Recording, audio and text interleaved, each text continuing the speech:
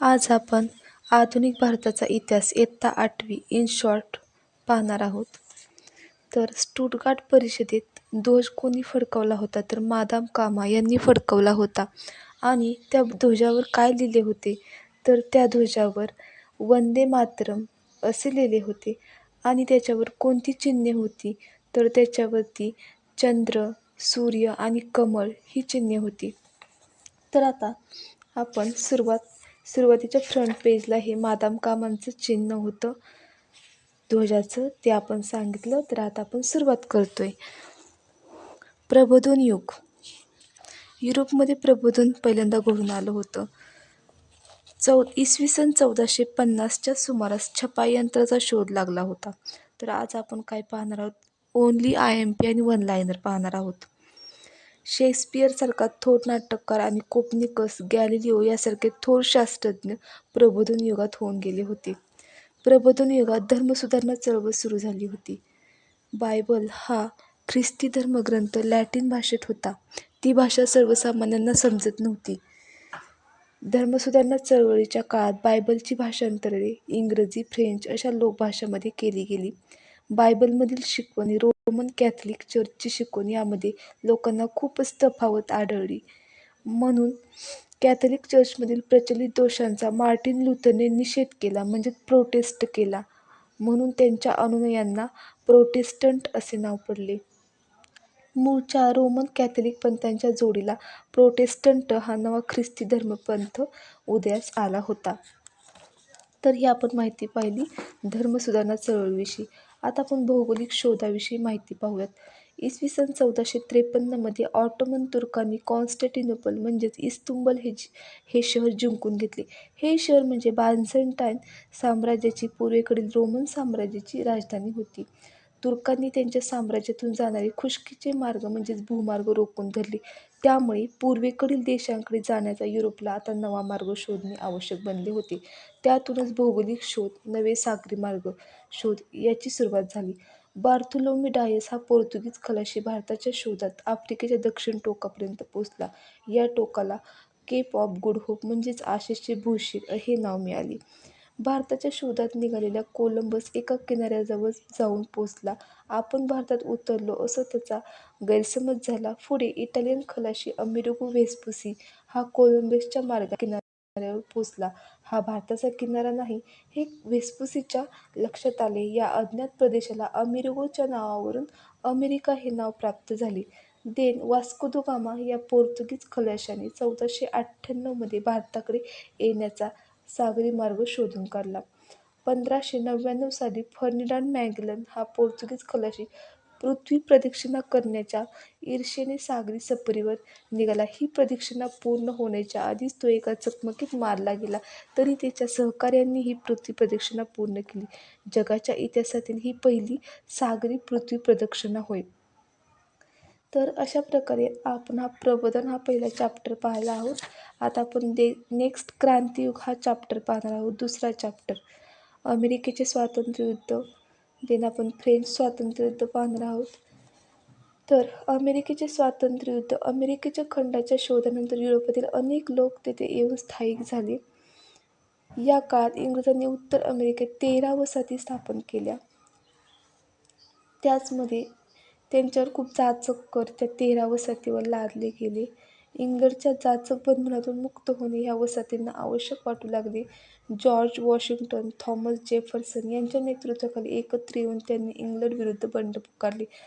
Boston T party हा American स्वातंत्र्ययुद्धातला महत्त्वाचा एक झालेला घटना होती. तर त्यामध्ये काय झालेलं होतं? वसाहतीवरील निर्बंध इंग्लंडने रद्द करावे, वसाहतींना त्यांचा राज्यकारभार करू द्यावा अशी मागणी तेथील नागरिक करू लागले.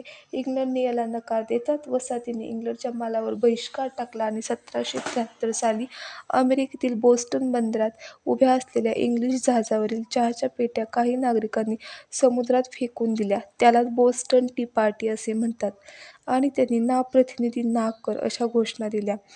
तर इंग्लंड सरकारने वसाहतीच्या मागण्या धुडकावून लावल्या. त्यांचे पर्यवसान इंग्लंड आणि वसाहती यांच्या युद्धामध्ये झाले. आणि वसाहतीच्या सैन्याचे नेतृत्व कोणी केले होते? तर जॉर्ज वॉशिंग्टन यांनी केले होते. त्यांनी थॉमस जेफरसन यांनी स्वातंत्र्याचा जाहीरनामा घोषित केला. 4 जुलै 1776 रोजी वसाहतींनी आपल्या स्वातंत्र्याचा जाहीरनामा केला. त्यात त्यांनी काय काय लिहिले होते तर सर्व मानव समान आहे. जीवित, स्वातंत्र्य व सुखाचा शोध घेणे हे मानवाचे मूलभूत कर्तव्य आहे. या हक्काची पायमल्ली करणारे सरकार उलथून टाकण्याचा अधिकार लोकांना आहे, असे या जाहीरनाम्यात घोषित करण्यात आले होते. वसाहतींना स्वातंत्र्ययुद्धात विजय मिळाला आणि 1783 मध्ये इंग्लंडने त्यांचे स्वातंत्र्य मान्य केले. वॉशिंग्टन हे अमेरिकेचे पहिले राष्ट्राध्यक्ष झाले. 13 वसाहतींनी 1789 साली अमेरिकेचे संघराज्य स्थापन केले. अमेरिकेची संयुक्त संस्थाने USA या नावाने देश ओळखला जाऊ लागला. अमेरिका हे पहिली लोकशाही प्रजासत्ताक संघराज्य ठरले. जगात प्रथमच लिखित राज्यघटनेचा प्रयोग येथे करण्यात आला होता. तर यातून अनेक क्रांती अमेरिकेच्या स्वातंत्र्ययुद्धाने फ्रान्समधील क्रांतिकारकांना प्रेरणा मिळाली आणि त्याच्यात आपण माहिती पाहणार आहोत फ्रेंच राज्यक्रांतीबद्दल. फ्रान्समध्ये सुद्धा अनियंत्रित राजेशाही होती. तेथील लोकांना एकत्र येऊन अनियंत्रित राजेशाही आणि सामंतशाहीचा पाडाव केला. लोकशक्तीचा असा आविष्कार जगाच्या इतिहासात पहिल्यांदाच झाला. आज जगभर अनेक राष्ट्रांनी जी लोकशाही शासन पद्धती स्वीकारलेली दिसते, तिचा प्रसार या राज्यक्रांतीपासून झाला. म्हणूनच फ्रेंच राज्यक्रांतीपासून आधुनिक जगाच्या इतिहासाची सुरुवात झाली असे मानले जाते. फ्रान्समधील राज्यकर्ते विलासी होते. बाहेरच्या जगातील घडामोडींकडे त्यांचे लक्ष नव्हते. प्रजेच्या कल्याणासाठी ते काहीही करत नव्हते. आर्थिक दिवाळखोरी माजली होती. राज्याविषयी त्यांची निष्ठा कमी होऊ लागली होती. जनतेची सामाजिक विषमता वाढली होती. फ्रान्समध्ये मॉन्टेस्क्यू, व्हॉल्टेयर व रुसे या विचारवंतांनी नवे विचार मांडले. कायदेमंडळ, कार्यकारी मंडळ आणि न्यायमंडळ हे शासन यंत्रणेचे घटक एकमेकांपासून स्वतंत्र असावेत, असा सत्ताविभाजनाचा सिद्धांत मॉन्टेस्क्यूने मांडला.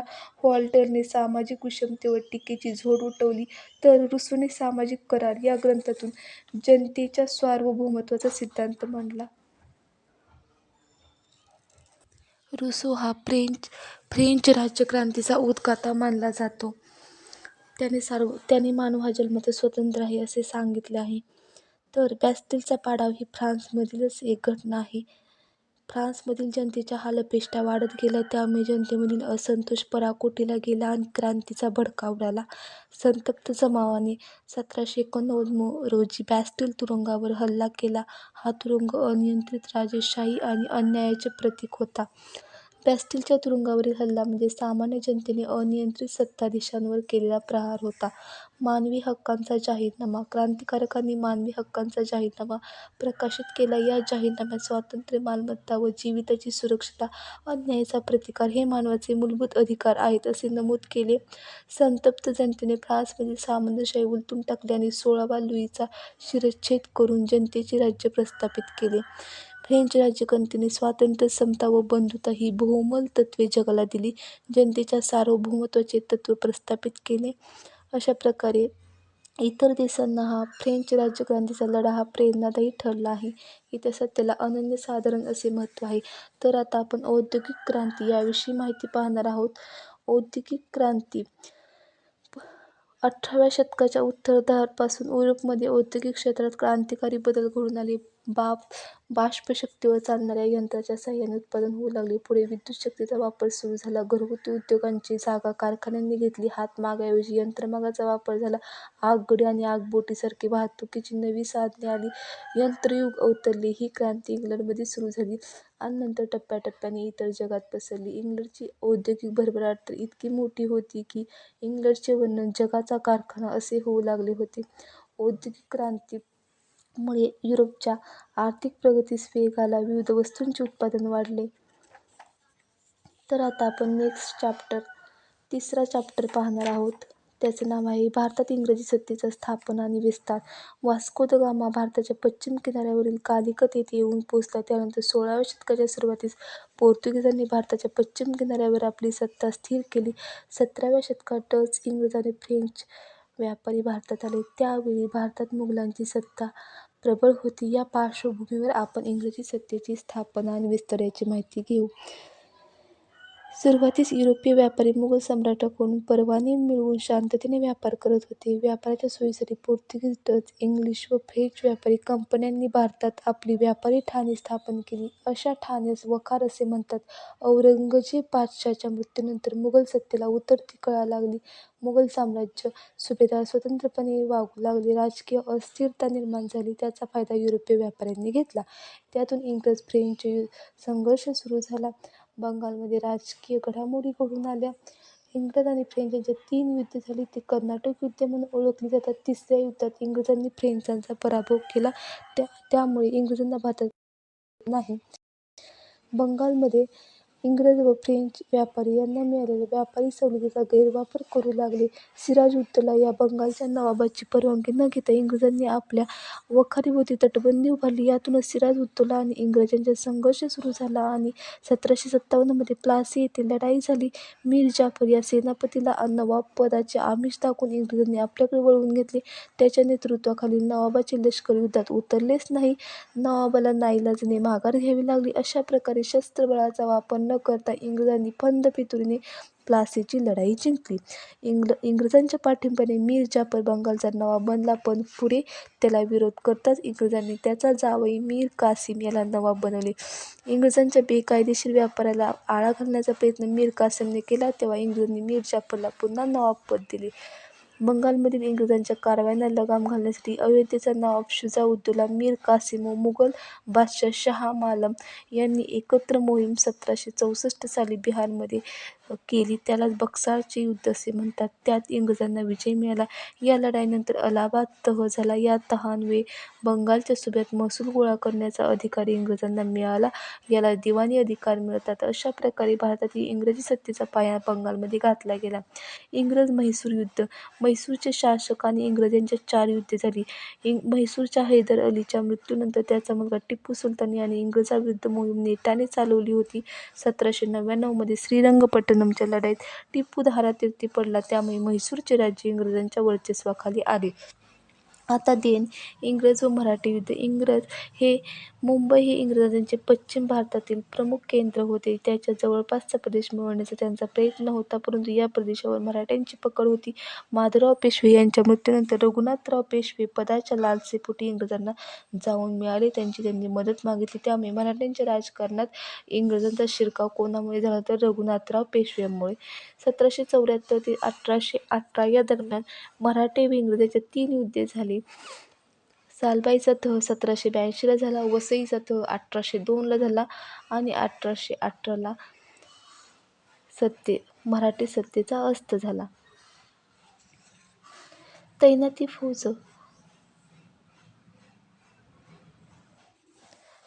फौज लॉर्ड वेलेस्ली गव्हर्नर जनरल याने सुरू केली होती. सर्व भारतावर इंग्रजांचे वर्चस्व प्रस्थापित करणे हे त्याचे धोरण होते. 1802 मध्ये दुसऱ्या बाजीराव पेशव्याने इंग्रजांशी तैनाती फौजेचा करार केला. हा करार वसईचा तह म्हणून प्रसिद्ध आहे. त्यामुळे दुसरे इंग्रज-मराठा युद्ध झाले आणि 1818 मध्ये त्यांनी शरणागती पत्करली. सिंधवर इंग्रजांचा ताबा. भारतातील आपली सत्ता सुरक्षित करण्यासाठी इंग्रज वायव्य सरहद्दीकडे वळले.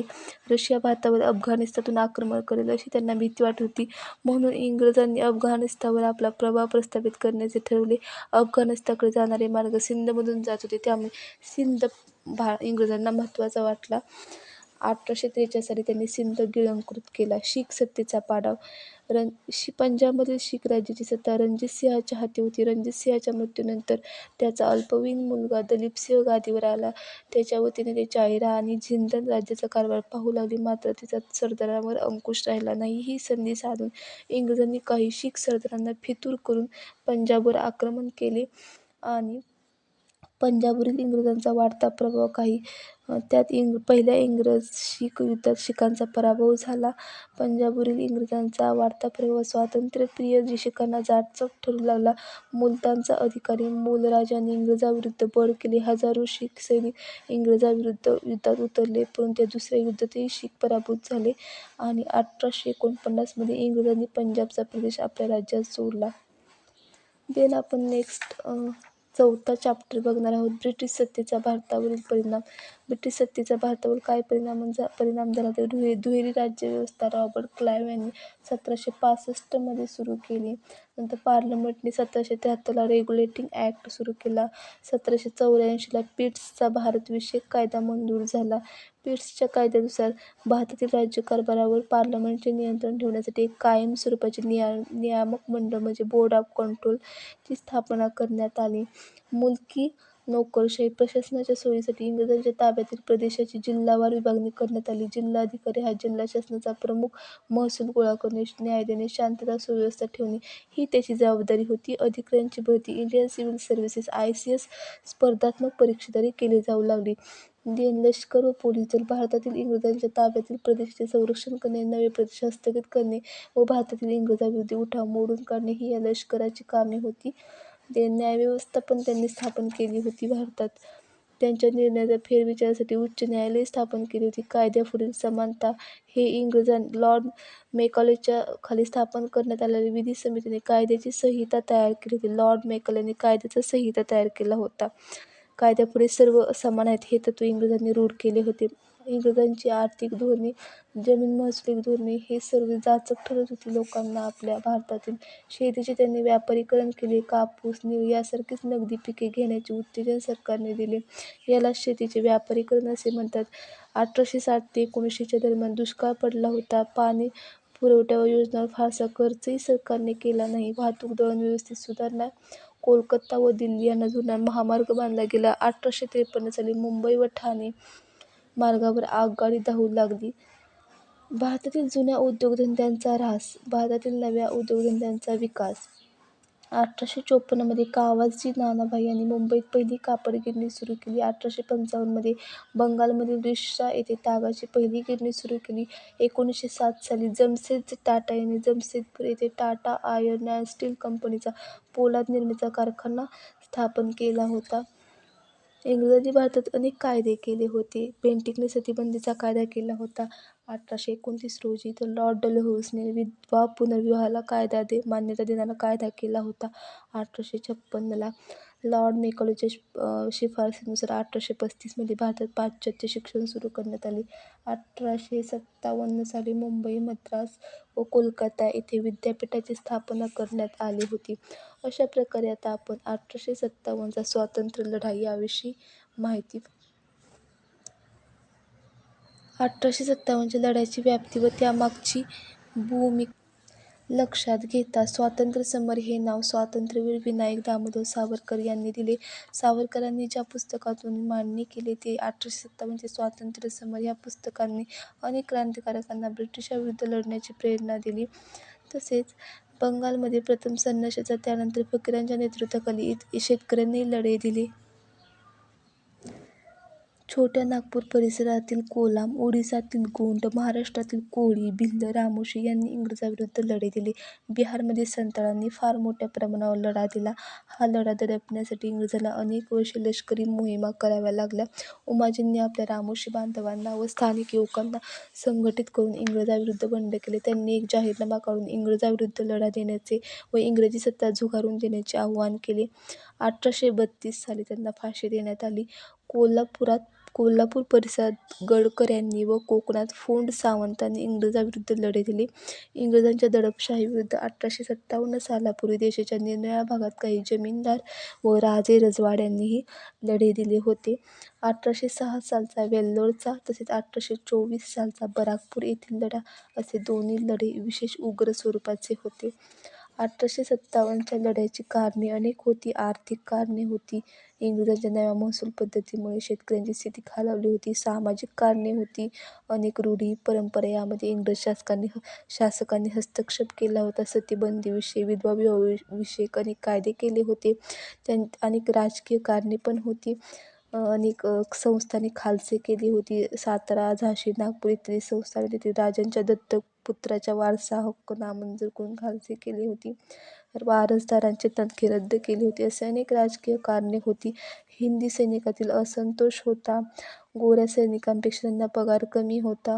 तत्कालीन कारण काय होते तर लांब पल्ल्याच्या एनफील्ड बंदुका देण्यात आल्या होत्या हिंदी सैनिकांना. त्याचे आवरण दाताने तोडावे लागत होते आणि त्याला गायी व डुकराची चरबी लावली होती. त्यामुळे मुस्लिमांच्या धार्मिक भावना दुखावल्या गेल्या व सैनिकांमध्ये असंतोष झाला आणि वणवा पेटला होता. 29 मार्च 18 रोजी अधिकाऱ्यावर मंगल पांडे यांनी गोळी झाडली. त्यात त्यांना अटक करून फाशी दिली. ही बातमी देशातील इतर लष्करी छावण्यांमध्ये वणव्यासारखी पसरली. 10 मे 1857 रोजी मेरठ छावणीतील हिंदी सैनिकांची पूर्ण पलटण बंड करून उठली. हजारो सैनिक दिल्लीकडे कूच केले. वाटेत हजारो सामान्य नागरिक त्यांना सामील झाले. दिल्लीला पोहोचताच तेथील इंग्रजांच्या छावणीतील हिंदी शिपाई त्यांना येऊन मिळाले. त्यामुळे मुघल बादशाह बहादूर शाह जफर यांच्याकडे लढ्याचे नेतृत्व दिले. भारताचा सम्राट म्हणून त्यांच्या नावाने द्वाही फिरवण्यात आली. लढ्याची व्याप्ती अशी भरपूर होती. 3-4 महिन्यात पंजाब, दिल्लीचा परिसर, रोहिलखंड, बुंदेलखंड, अलाहाबाद, अयोध्या, पश्चिम बिहार या प्रदेशामध्ये हा वणवा पसरला होता. त्याचे लोण दक्षिण भारतातही पोहोचले होते. सातारा छत्रपतींचे वारसदार शहाजी प्रताप व कारभारी रंगो बापूजी गुप्ते, कोल्हापूरचे चिमासाहेब नरगुंदकरचे भावे, अहमदनगर जिल्ह्यातील संगमनेरजवळील भागोजी नाईक इत्यादी या लढ्यात अग्रेसर होते. नाशिक जिल्ह्यातील पेठ, सुरगाण्यातील राणीसारख्या स्त्रियाही त्यात समाविष्ट होत्या.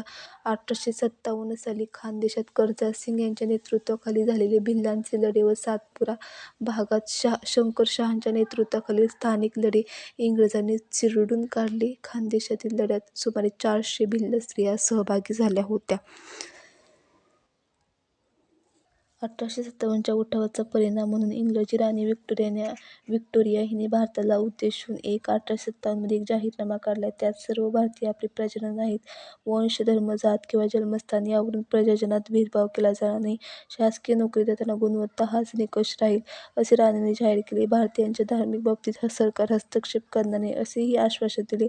भारतीय संस्थानिकांशी इंग्रजांनी केलेले करार पाळले जातील. कोणतेही संस्थान यापुढे खालसा केले जाणार नाही, अशी स्पष्ट ग्वाही राणीच्या जाहीरनाम्यात दिली होती. भारतातही प्रबोधन घडून आले होते. राजा राम मोहन राय यांनी सतीच्या चालीविरुद्ध केलेल्या आंदोलनामुळे सतीचा कायदा झाला. त्याचप्रमाणे गोपाळ हरी देशमुख म्हणजेच लोकहितवादी यांनी हिंदू समाजव्यवस्थेतील स्त्रीविषयक अनिष्ट रूढीवर कडाडून टीका केली. स्त्री आणि पुरुष दोन्ही समान आहेत, असे त्यांनी सांगितले. त्याचप्रमाणे स्त्री-पुरुष समानतेचा पुरस्कार केला. महात्मा ज्योतिराव फुले यांनी 1848 साली पुण्यात मुलींसाठी पहिली शाळा काढली. समाजाचा रोष पत्करून त्यांनी त्यांच्या पत्नी सावित्रीबाई यांना शाळेत शिकवत असत. जगन्नाथ शंकर शेट, ईश्वरचंद्र विद्यासागर, पंडित रमाबाई इत्यादी समाजसुधारकांनी स्त्री शिक्षणासाठी मोठे काम केले आहे. महात्मा फुले यांनी स्वतःच्या घरात एक बालहत्या प्रतिबंधक गृह सुरू केले. केशवपनाची चाल बंद व्हावी म्हणून त्यांनी मुंबईत नाभिकांचा संप घडवून आला. त्यांच्याच एक प्रयत्नाचे फळ म्हणून ताराबाई शिंदे यांनी स्त्री-पुरुष रचना हा 1882 साली ग्रंथ लिहिला. ईश्वरचंद्र विद्यासागर यांनी विधवा पुनर्विवाहाला मान्यता मिळवून देण्यासाठी प्रयत्न केले. विष्णूशास्त्री, पंडित वीरशैलेंद्र बदलू यांनी विशेष प्रयत्न केले.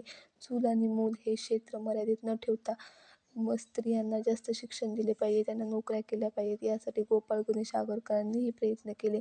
महर्षी धोंडो केशव कर्वे यांनी विधवांच्या शिक्षणासाठी अनाथ बालिकाश्रम स्थापन केले. त्यांच्या प्रयत्नांचा एक भाग म्हणून पहिले महिला विद्यापीठ उभे राहिले. विठ्ठल रामजी शिंदे यांनी बहुजन समाजातील स्त्रियांसाठी सुधारणेची चळवळ केली. त्यांनी मुंबई येथे देवदासी प्रथेविरुद्ध परिषद भरवली. पेरियार रामास्वामी यांनी दक्षिण भारतातील देवदासी प्रथेला कडाडून विरोध केला. अशा प्रकारे ह्या समाजसुधारकांनी खूप सारे प्रयत्न केले होते आपल्या लोकांसाठी, स्त्रियांसाठी. राजा राममोहन राय यांनी बंगालमध्ये ब्राह्मो समाजाची स्थापना केली. ब्राह्मो समाजाचे अनुयायी ईश्वर एकच आहे असे मानत होते. दादोबा पांडुरंग तर्खडकर यांनी परमहंस सभा स्थापन केली. पांडुरंग तर्खडकर यांनी मुंबईत, आत्माराम पांडुरंग तर्खडकर यांनी मुंबईत प्रार्थना समाजाची स्थापना केली. स्वामी दयानंद सरस्वती यांनी मुंबईत आर्य समाज स्थापन केला. स्वामी विवेकानंदांनी रामकृष्ण मिशनची स्थापना केली. त्यांनी मानव हा खरा धर्म आहे, मानवाची सेवा हाच खरा धर्म आहे, असे सांगितले आहे. तर आता आपण नेक्स्ट चॅप्टर पाहणार आहोत. स्वातंत्र्य चळवळीची पायाभरणी. राष्ट्रीय सभेची स्थापना. बंगालच्या प्रांतातील इंडियन असोसिएशन ही संस्था अखिल भारतीय चळवळीचे केंद्र बनावे अशी सुरेंद्रनाथ बॅनर्जी यांची इच्छा होती. त्यांनी 1883 मध्ये कोलकात्याच्या अखिल भारतीय स्तरावर राष्ट्रीय परिषद भरवली. देशाच्या निरनिराळ्या भागातून एकूण 100 प्रतिनिधी या अधिवेशनाला उपस्थित होते. एक देशव्यापी संघटना स्थापण्याच्या दिशेने भारतीयांनी टाकलेले हे पहिले पाऊल होते. राष्ट्रीय सभेची स्थापना 28 डिसेंबर 1885 रोजी मुंबईतील गोकुळदास तेजपाल संस्कृत पाठशाळेत झाली. राष्ट्रीय सभेने पहिले अधिवेशन भरवण्यात आले. व्योमेशचंद्र बॅनर्जी या अधिवेशनाचे अध्यक्ष होते. देशाच्या निरनिराळ्या भागातून एकूण 72 प्रतिनिधी अधिवेशनासाठी आले होते. ॲलन फ्लेमिंग या ब्रिटिश अधिकाऱ्यांनी राष्ट्रीय सभेच्या स्थापनेत पुढाकार घेतला होता. राष्ट्रीय सभेची उद्दिष्ट काय होती? धर्म, वंश बाजूला ठेवून लोकांमध्ये ऐक्याची भावना निर्माण करणे हा होता. तर आता आपण नेक्स्ट चॅप्टर स्वराज्याचा लढा हा पाहणार आहोत. जहाल कालखंड आणि मवाळ कालखंड हे आपण इथे पाहणार आहोत. जहाल कालखंड म्हणलं तर लोकमान्य टिळक हे येतात. लोकमान्य टिळकांनी मंडालेच्या कारावासात गीता रहस्य हा ग्रंथ लिहिला होता. त्यांनी राष्ट्रीय उत्सव वृत्तपत्रे, राष्ट्रीय उत्सव व राष्ट्रीय शिक्षण या माध्यमांचा वापर केला होता. केसरी व मराठा या वृत्तपत्राच्या जोडीला लोकमान्य टिळकांनी सार्वजनिक गणेशोत्सव व शिवजयंती हे आयोजित केले होते. लॉर्ड कर्झनने 1905 मध्ये बंगालची फाळणी जाहीर केली होती. त्यानुसार मुस्लिम बहुसंख्याकांचा पूर्व बंगाल आणि हिंदू बहुसंख्याकांचा पश्चिम बंगाल असे विभाजन करण्यात आले होते. बंगालची प्रांताची फाळणी करण्यामागे प्रशासकीय सोय हे कारण दिले होते, पण मूळ हेतू हिंदू-मुस्लिम फूट पाडून जनतेला दुर्बळ करणे हा होता. वंगभंग चळवळ 16 ऑक्टोबर हा फाळणीचा दिवस राष्ट्रीय शोक दिन म्हणून पाळण्यात आला. तर पंचम जॉर्ज यांनी ह्या आंदोलनाची वंगभंग विरोधी चळवळीची व्याप्ती पाहता 1911 मध्ये लॉर्ड पंचम यांनी बंगालची फाळणी रद्द केली. भारत सेवक समाज 1905 मध्ये नामदार गोपाळकृष्ण गोखले यांनी भारत सेवक समाजाची स्थापना केली. राष्ट्रीय सभेची चतुसूत्रे 1905 च्या राष्ट्रीय सभेच्या अधिवेशनाचे अध्यक्ष नामदार गोखले हे होते. त्यांनी वंगभंग आंदोलनाचे समर्थन केले. दादाभाई नौरोजी 1906 च्या राष्ट्रीय सभेच्या अधिवेशनाचे अध्यक्ष होते. सुरत अधिवेशन राष्ट्रीय सभेतील हे मतदान 1907 सालच्या सुरत येथील झालेल्या अधिवेशनात विकोपाला गेले. स्वदेशी व बहिष्कार हे ठराव बाजूला सारण्याचा मवाळ नेत्यांचा प्रयत्न होता. तो यशस्वी होऊ नये अशी जहाल गटांची खटपट होती. मुस्लिम लीगची स्थापना एक शिष्टमंडळ आगा खान यांच्या नेतृत्वाखाली गव्हर्नर जनरल लॉर्ड मिंटो यांना भेटले. लॉर्ड मिंटो व अन्य ब्रिटिश अधिकारी यांच्या उत्तेजनाने 1906 मध्ये मुस्लिम लीग या संघटनेची स्थापना झाली. 1909 चा कायदा हा मॉर्लो-मिंटो सुधारणा कायदा ओळखला जातो. होम रूल चळवळ 1914 मध्ये सुरू झाली होती. डॉ. ॲनी बेझंट व लोकमान्य टिळक यांनी होम रूल चळवळ सुरू केली होती. याला स्वशासन असे म्हणतात. आयर्लंड या देशात वसाहतीच्या विरुद्ध अशी चळवळ झाली होती. त्याच धर्तीवर भारतातही होम रूल चळवळ ॲनी बेझंट यांनी सुरू करण्याचा विचार केला होता. 1917 ची घोषणा ब्रिटिश सरकार भारताला टप्प्याटप्प्याने स्वशासनाचे अधिकार व जबाबदारी राज्यपद्धती देईल असे 1917 साली भारतमंत्री मॉन्टिग्यू यांनी घोषित केले होते. पण त्याने मॉन्टिग्यू ट्रान्सफर हा कायदा 1919 ला त्यासाठी केला, पण यातही भारतीय समाधानी नव्हते. त्यात लोकमान्य टिळकांनी अशी टीका केली की हे स्वराज्यही नाही आणि त्याचा पायाही नाही. अशा प्रकारे टिळक युग संपले आहे. दक्षिण आफ्रिकेतील कार्य गांधीजींनी दक्षिण आफ्रिकेत आपल्या कार्याची सुरुवात केली. तेथील गोऱ्या राजवटीविरुद्ध आफ्रिकेतील कृष्णवर्णीय लोकांवर, भारतीय रहिवाशांवर कसा अन्याय होतो, जुलूम होतो याविरुद्ध त्यांनी दक्षिण आफ्रिकेत लढा दिला होता. 1915 मध्ये गांधीजी दक्षिण आफ्रिकेतून भारतात आले. त्यांनी भारतभर दौरा केला. लोकांच्या समस्या अडचणी याचा थोडासा अंदाज घेतला. चंपारण्य सत्याग्रह 1917 मध्ये झाला. बिहारमधील चंपारण येथे ब्रिटिश मळे मालकांनी शेतकऱ्यावर नीळ पिकवण्याची सक्ती केली होती. खेडा सत्याग्रह 1918 मध्ये झाला. तेथील स्थानिक शेतकऱ्यांनी माहिती दिली गांधीजींना आणि खेड्यात सारा बंदीची चळवळ सुरू झाली. अहमदनगरचा कामगार लढा गिरणी मालकांनी व कामगारांचे वेतन वाढवले नाही, त्यामुळे कामगारांमध्ये असंतोष निर्माण झाला होता. महागाई वाढली होती. रौलट कायद्याविरुद्ध सत्याग्रह झाला. दिवसेंदिवस सरकारच्या विरोधात असंतोष वाढत गेला. तो रोखण्यासाठी ब्रिटिश सरकारने रौलट या अधिकाऱ्याच्या अध्यक्षतेखाली एक समिती नेमली आणि तोच हा रौलट कायदा होय. रौलट कायद्याविरुद्ध 6 एप्रिल 1919 रोजी हरताळ पाळण्याचे आवाहन दिले होते. जालियनवाला बाग हत्याकांड रौलट कायद्यावरील पुकारलेल्या लढ्याने पंजाब प्रांतात प्रखर रूप सादर केले. सरकारने दडपशाहीचे सत्र सुरू केले. जनरल डायरने अमृतसरमध्ये सभाबंदीचा हुकूम जारी केला. अमृतसर येथे डॉ. सत्यपाल, डॉ. सैफुद्दीन किचलू अशा प्रमुख नेत्यांना अटक करण्यात आली. याचाच घटनेचा निषेधार्थ म्हणून 13 एप्रिल 1919 रोजी अमृतसर येथील जालियनवाला बागेत बैसाखी सणाच्या निमित्ताने सभा आयोजित करण्यात आला आणि त्या सभेवर जनरल डायरने बेछूट गोळीबार केला. हेच हत्याकांड म्हणजे रौलट जालियनवाला बाग हत्याकांड होय. स्वराज्य पक्षाची स्थापना 1922 रोजी झाली. सायमन कमिशन 1927 मध्ये सरकारने सायमन कमिशनची नियुक्ती केली, पण त्यात एकही भारतीय सदस्य नव्हता. त्यामुळे लोकांनी सायमन गो बॅक अशा घोषणा दिल्या. त्यात लाला लजपत राय जखमी झाले, कारण पोलिसांनी तिथे भरपूर असा लाठीहल्ला केला होता. नेहरू अहवाल. पंडित नेहरू यांच्या समितीने तयार केलेल्या अहवालाला नेहरू अहवाल 1929च्या डिसेंबरमध्ये पंडित नेहरूंच्या अध्यक्षतेखाली भरलेले लाहोर अधिवेशन ऐतिहासिक ठरले आहे. पूर्ण स्वराज्याची मागणी, वसाहतीचे स्वराज्य हे आतापर्यंतचे राष्ट्रसभेचे उद्दिष्ट अनेक तरुण कार्यकर्त्यांना मान्य नव्हते. पंडित नेहरू यांनी सुभाषचंद्र बोस हे संपूर्ण स्वराज्याची मागणी करणाऱ्या तरुणांचे नेते होते. लाहोर अधिवेशनामध्ये संपूर्ण स्वराज्याचा ठराव मांडण्यात आला. या ठरावाद्वारे राष्ट्रीय सभेने वसाहतीचे स्वराज्य या उद्दिष्टाचा त्याग केला. यापुढे भारताचे संपूर्ण स्वातंत्र्य हेच उद्दिष्ट बनले होते. 26 जानेवारी हा दिवस स्वातंत्र्य दिन म्हणून पाळण्यात यावा असे येथे ठरवण्यात आले होते. त्यामुळे 26 जानेवारी हा आपण प्रजासत्ताक दिवस म्हणून पाळतो. तर आता सविनय कायदेभंग. लाहोर अधिवेशनात महात्मा गांधींकडे सविनय कायदेभंग सुरू करण्याचे अधिकार देण्यात आले. ही चळवळ सुरू करण्यापूर्वी गांधीजींनी सरकारकडे मिठावरील कर रद्द करावा, मीठ बनवण्याची सरकारची मक्तेदारी रद्द करावी, दारूबंदी करावी अशा मागण्या केल्या होत्या. मात्र सरकारने त्या फेटाळून लावल्या आणि सविनय कायदेभंग चळवळ सुरू झाली. तर दांडी यात्रा 12 मार्च 1930 रोजी ते आपल्या 78 सहकाऱ्यासह साबरमती आश्रमातून मिठाच्या सत्याग्रहासाठी निघाले. त्यासाठी त्यांनी दांडी गाव हे निश्चित केले होते. त्यांच्या समवेत सरोजिनी नायडू, मिठूबेन पेरीर या महिलाही होता. साबरमती ते दांडी असे एकूण 385 किलोमीटर अंतर होते. 6 एप्रिल रोजी दांडीच्या किनाऱ्यावरील मीठ उचलून गांधीजींनी मिठाचा कायदा मोडला आणि देशभर कायदेभंगाची चळवळ सुरू झाली. पेशावरचा सत्याग्रह. खुदाई-ई-खिदमतगार, परमेश्वराचे सेवक या संघटनेची स्थापना गांधींचे वायव्य सरहद्द प्रांतातील खान अब्दुल गफार खान हे अनुयायी होते त्यांनी केली होती. या संघटनेची स्थापना 1930 रोजी झाली होती. पेशावर येथे त्यांनी सत्याग्रह सुरू केला आणि सरकारने गढवाल पलटणीला सत्याग्रहीवर गोळीबार करण्याचा आदेश दिला. तथापि गढवाल पलटणीचे अधिकारी चंद्रसिंह ठाकूर यांनी गोळीबार करण्यास नकार दिला. त्यामुळे त्यांना लष्करी न्यायालयाने जबर शिक्षा दिली. गांधीजींच्या सत्याग्रहामुळे सरकार अडचणीत आले आणि 4 मे 1930 रोजी गांधीजींना अटक करून सरकारने दडपशाहीचे धोरण सुरू केले. सोलापूरचा सत्याग्रह. सोलापूर येथील सत्याग्रहात गिरणी कामगार आघाडीवर होते. 6 मे 1930 रोजी हरताळ पाळला. पोलीस स्टेशन, न्यायालये, रेल्वे स्टेशन, म्युनिसिपल इत्यादी इमारतींवर हल्ले करण्यात आले. सोलापूरमध्ये जनतेचे राज्य निर्माण झाले होते. सत्याग्रहात भाग घेतल्यामुळे मल्लाप्पा धनशेट्टी, श्रीकृष्ण साडा, कुर्बान हुसेन व जगन्नाथ शिंदे यांना फाशी देण्यात आली.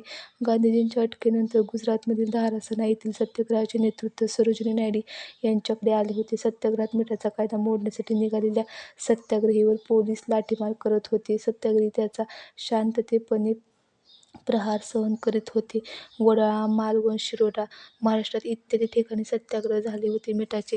जेथे मिठाग्रह नव्हते तेथे लोकांनी जंगलविषयक कायदे मोडायला सुरुवात केली. महाराष्ट्रात बिळाशी, संगमनेर, कळवण, चिरनेर, पुसद इत्यादी ठिकाणी जंगल सत्याग्रह झाले. आदिवासींनी जंगल सत्याग्रहात मोठ्या संख्येने भाग घेतला होता.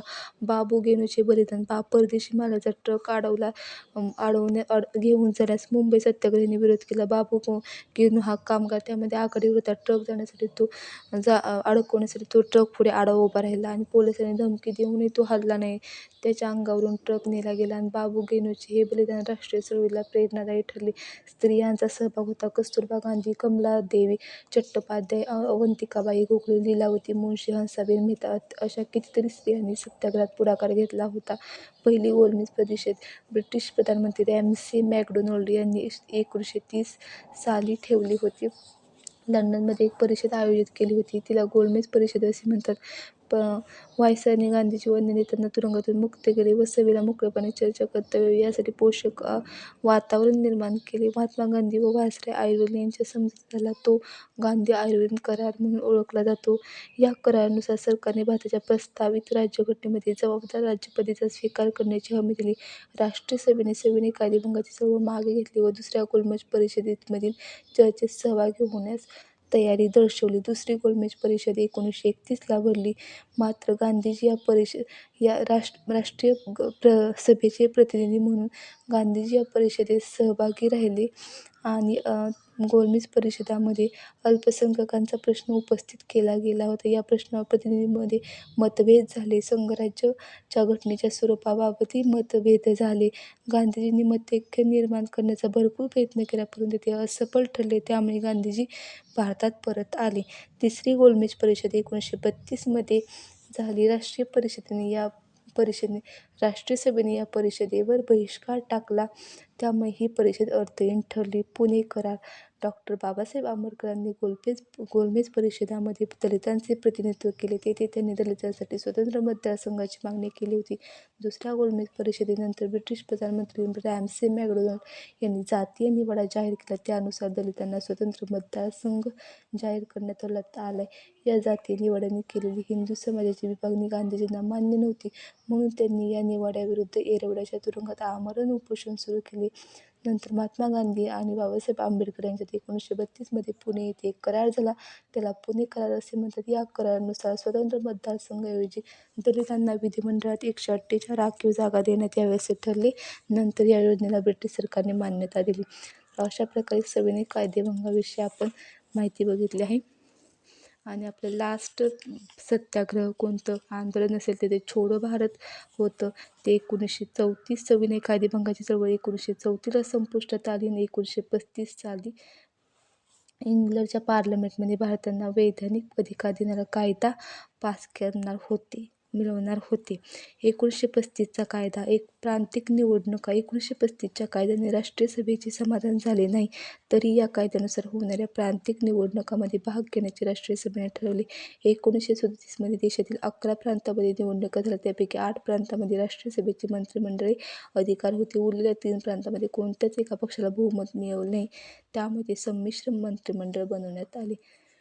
1939 मध्ये युरोपात दुसरे महायुद्ध सुरू झाले. तत्कालीन व्हायसराय लिन्लिथगो यांनी इंग्लंडच्या बाजूने भारत युद्धात सामील झाल्याची घोषणा केली. युरोपात लोकशाहीचे रक्षण करण्यासाठी आपण लढत आहोत असा दावा इंग्लंडने केला होता. हा दावा खरा असल्यास इंग्लंडने भारताला ताबडतोब स्वातंत्र्य द्यावे अशी मागणी राष्ट्रीय सभेने केली. ही मागणी ताबडतोब पूर्ण करण्यास इंग्लंडने नकार दिला, म्हणून 1939च्या नोव्हेंबरमध्ये राष्ट्रीय सभेच्या प्रांतिक मंत्रिमंडळांनी राजीनामे दिले.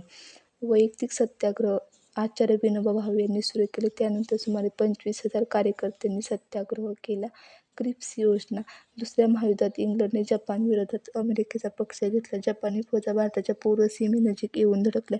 जपानने भारतावर आक्रमण केल्यास त्याला प्रतिकार करण्यासाठी भारतीयांचे सहकार्य इंग्लंडला आवश्यक वाटू लागले. म्हणून इंग्लंडचे प्रधानमंत्री विन्स्टन चर्चिल यांनी स्टॅफर्ड क्रिप्स यांना भारतात पाठवले आणि मार्च 1942 मध्ये क्रिप्स आले. त्यांनी भारताविषयीची एक योजना भारतापुढे मांडली. या योजनेने भारतातील कोणत्याही राजकीय पक्षाचे समाधान झाले नाही. पूर्ण स्वातंत्र्याच्या मागणीचा स्पष्ट उल्लेख या योजनेत नव्हता. क्रिप्स योजनेत पाकिस्तान निर्मितीचाही उद्देश नव्हता. त्यामुळे मुस्लिम लीगने ही योजना फेटाळली. छोडो भारत चळवळ. क्रिप्स योजनेनंतर स्वातंत्र्यासाठी प्रखर चळवळ करण्याचा निर्धार राष्ट्रीय सभेने केला आणि वर्धा येथे 14 जुलै 1942 रोजी राष्ट्रीय सभेच्या कार्यकारिणीने भारतातील ब्रिटिश सत्ता ताबडतोब संपुष्टात आणून भारताला स्वातंत्र्य देऊन